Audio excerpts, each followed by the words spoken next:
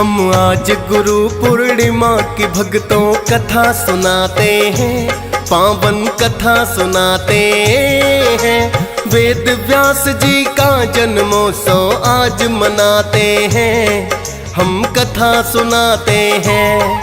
हम आज गुरु पूर्णिमा की भक्तों कथा सुनाते हैं, पावन कथा सुनाते हैं। वेद व्यास जी का जन्मोत्सव आज मनाते हैं, हम कथा सुनाते हैं। गुरुजनों का ही वरदान, तो हृदय में उपजे ज्ञान।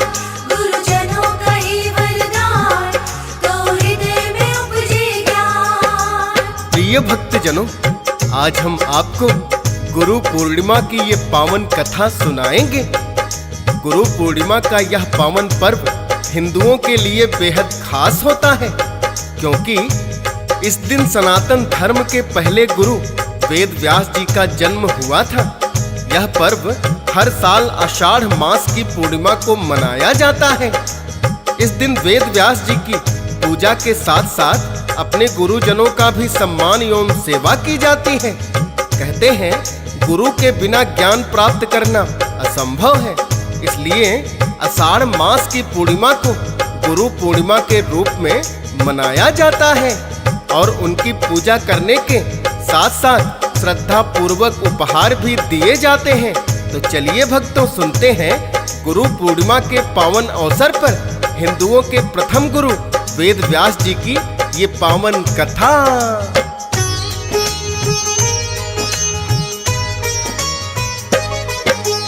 एक दिन मुनि पराशर भक्तों भ्रमण को जाते हैं। एक नौका से नदी पार वो करना चाहते हैं। नौका में उस समय उपस्थित भक्तों नहीं केवट था, लेकिन अपनी पुत्री को वो सौंप गया था नौका। मुनि पराशर पास में जब नौका के आए हैं, देखा एक सुंदर कन्या रही नौका चलाए हैं। सत्यवती है नाम मेरा, उस कन्या ने बतलाया। सत्यवती को देख के उनका मन है भरमाया।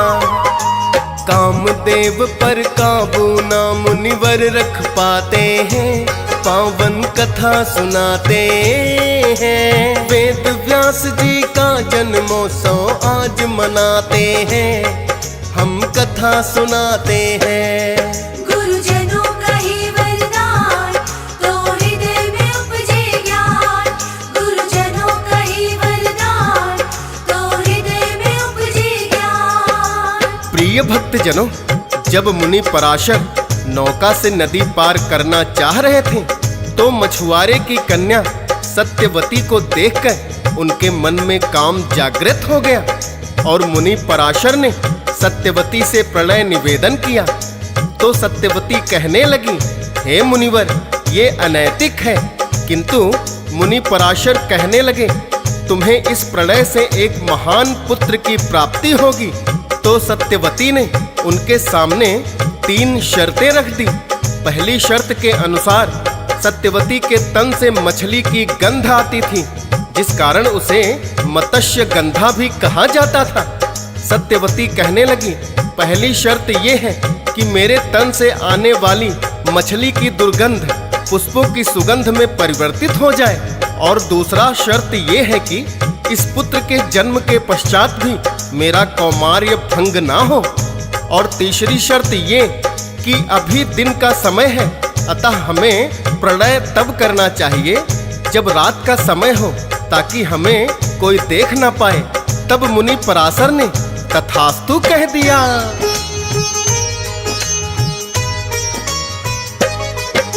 मुनि पराशर ने तथास्तु जैसे ही भक्तों कहा, चमत्कार हुआ ऐसा दिन में ही अंधकार हुआ। आज भी ऐसा होता है जिसे कोहरा कहा जाता है। कहते हैं मुनि पराशर ही इसके प्रदाता है। सत्यवती के तन से जो दुर्गंध आ रही थी, परिवर्तित होकर पुष्पों की गंध वो बन गई थी। सत्यवती की सब शर्तों को उन्होंने मान लिया है। मुनि पराशर सत्यवती का फिर तो मिलन हुआ है। देकर वर संतान प्राप्ति का वो चले जाते हैं, पावन कथा सुनाते हैं। वेद व्यास जी का जन्मोत्सव आज मनाते हैं, हम कथा सुनाते हैं। गुरुजनों का ही वरदान, तो हृदय में उपजे ज्ञान।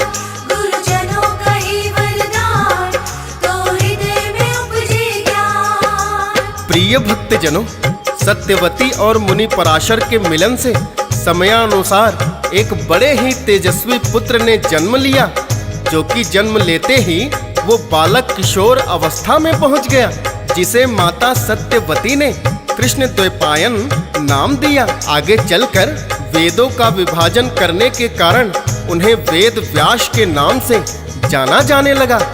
ऋषि पराशर के वरदान स्वरूप सत्यवती का कौमार्य भी भंग नहीं हुआ। प्रिय भक्तों, क्योंकि वेद व्यास जी मुनि पराशर की ही संतान थे, तो जन्म से ही उनके मन में भक्ति भावना थी। वो अपनी माता की आज्ञा लेकर तपस्या करने को वन में चले गए और उन्हें वचन दे गए कि जब भी माता सत्यवती उन्हें याद करेंगी वो उपस्थित हो जाएंगे।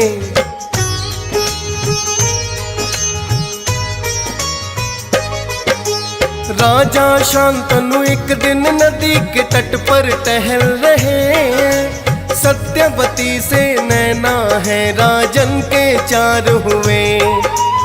उसके तन से जो पुष्पों की सुगंध आ रही है, राजा शांतनु को वो ही मोहित कर रही है।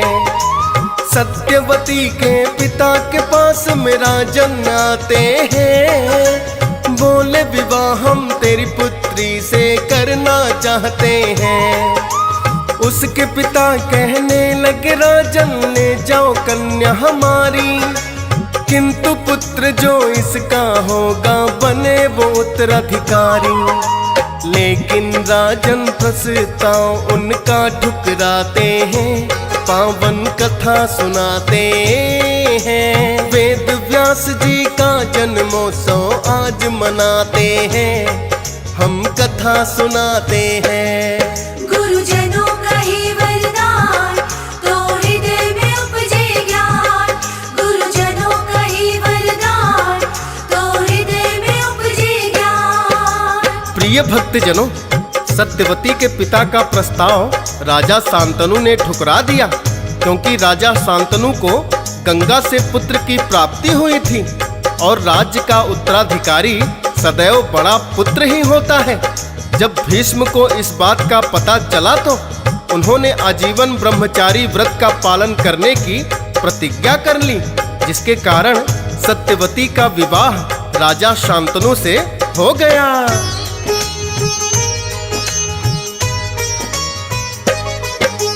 सत्यवती को शांतनु से दो पुत्र प्राप्त हुए, चित्रांगद और विचित्र वीर्य जिन्हें है नाम दिए।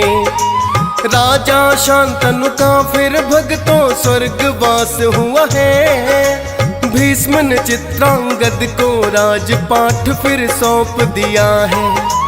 गंधर्वों और चित्रांगद का एक दिन युद्ध हुआ, लेकिन युद्ध में राजा चित्रांगद है मारा गया। फिर तो राजा विचित्र वीर्य को भीष्म ने बना दिया है। प्रण जो लिया है पिता के सामने उसको निभा दिया है। इच्छा मृत्यु का वर भीष्म तभी तो पाते हैं, पावन कथा सुनाते हैं। वेद व्यास जी का जन्मोत्सव आज मनाते हैं, हम कथा सुनाते हैं। गुरुजनों का ही वरदान, तो हृदय में उपजे ज्ञान। गुरुजनों का ही वरदान, तो हृदय में उपजे ज्ञान। प्रिय भक्तजनों, इस प्रकार भीष्म ने पहले सत्यवती के पुत्र चित्रांगद को राजपाट सौंपा और उसके पश्चात विचित्रवीर्य को राजा बना दिया, क्योंकि भीष्म पितामह ने आजीवन ब्रह्मचर्य व्रत का पालन करने की प्रतिज्ञा ली थी। तो अब उन्हें विचित्रवीर्य के विवाह की चिंता होने लगी, ताकि राजा शांतनु का वंश आगे बढ़ सके। उस समय काशी नरेश ने अपनी 3 कन्याओं अंबा, अंबिका और अंबालिका का स्वयंवर रचाया था। भीष्म ने काशी जाकर स्वयंवर में आए सभी राजाओं को परास्त कर दिया और तीनों कन्याओं का हरण करके हस्तिनापुर ले आए। किंतु काशी राज की बड़ी पुत्री अंबा ने भीष्म को बताया कि वो अपना तन और मन राजा साल्व के नाम कर चुकी है, अतः उसे राजा साल्व के पास भेज दिया जाए। भीष्म ने अंबा का निवेदन स्वीकार कर लिया और उसे राजा साल्व के पास भेज दिया, किंतु राजा साल्व ने अपहृत युवती को अपनाने से इनकार कर दिया, जिससे निराश होकर अंबा वन में तपस्या करने चली गई।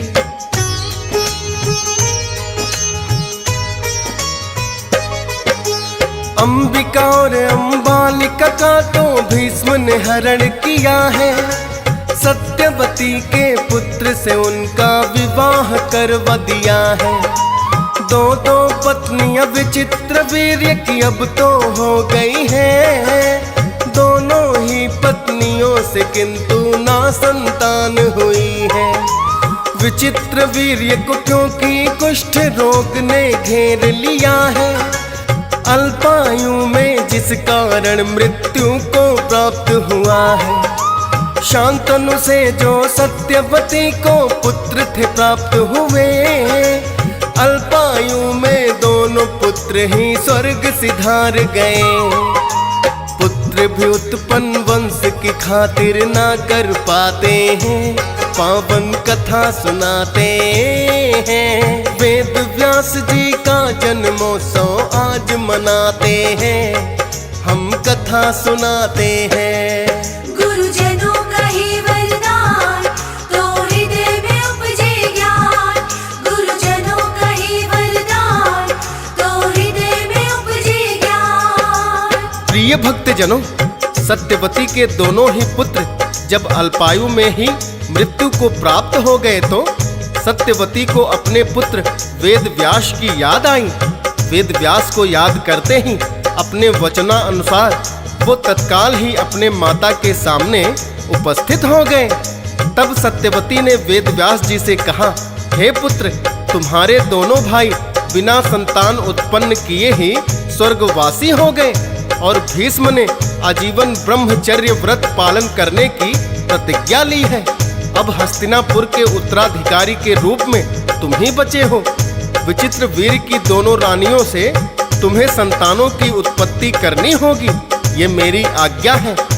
वेद व्यास जी अपने माता सत्यवती की आज्ञा को भला कैसे टाल सकते थे।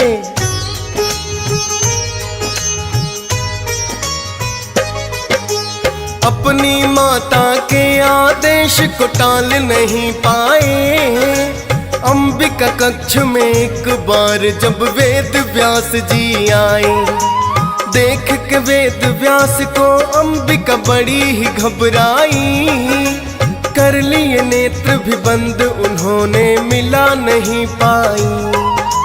जब अंबालिका कक्ष में वेद व्यास जी आए हैं, रानी अंबालिका देख उन्हें बड़ी घबराए हैं। किंतु जब दासी से वेद व्यास का मिलन हुआ, थी निर्भीक बड़ी ही दासी, संशय नहीं किया। तीनों को ही वेद व्यास से पुत्र हो जाते हैं, पावन कथा सुनाते हैं। वेद व्यास जी का जन्मोत्सव आज मनाते हैं, हम कथा सुनाते हैं। गुरुजनों का ही वरदान, तो हृदय में उपजे ज्ञान। गुरुजनों का ही वरदान, तो हृदय में उपजे ज्ञान। प्रिय भक्तजनों, क्योंकि वेद व्यास जी से घबराकर अंबिका ने अपने नेत्र बंद कर लिए, इसलिए उन्हें नेत्रहीन पुत्र धृतराष्ट्र की प्राप्ति हुई। वहीं अंबालिका भी वेद व्यास जी को देखकर घबरा गई और उनका शरीर पीला पड़ गया। फलस्वरूप अंबालिका से रोगग्रस्त पुत्र पांडु उत्पन्न हुए, किंतु दासी बड़ी ही निर्भय थी, अतः दासी को वेद व्यास जी से विदुर उत्पन्न हुए। माता सत्यवती के कहने से वेद व्यास जी दोनों रानियों एवं दासी को उत्तराधिकारी देकर फिर से तपस्या करने वन में चले गए।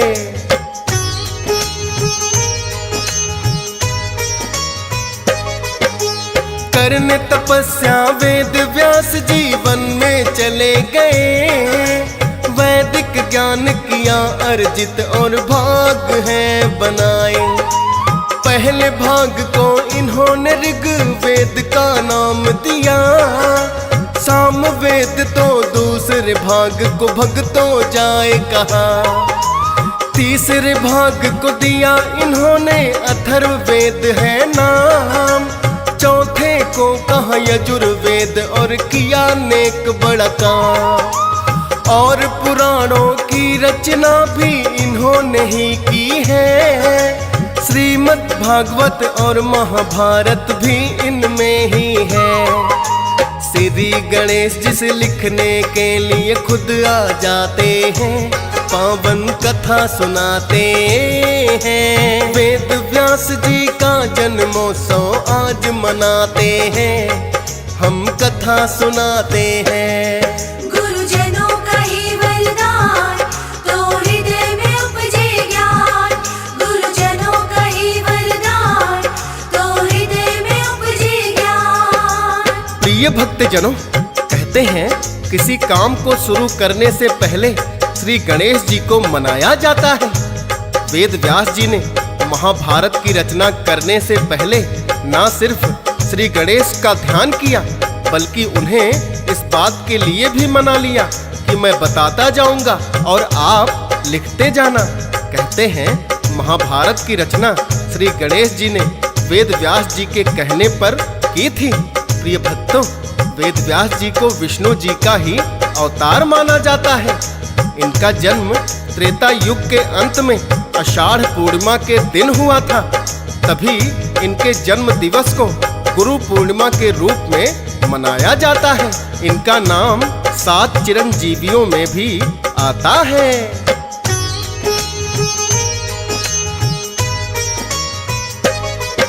सनातन धर्म का पहला गुरु इनको ही माना जाए।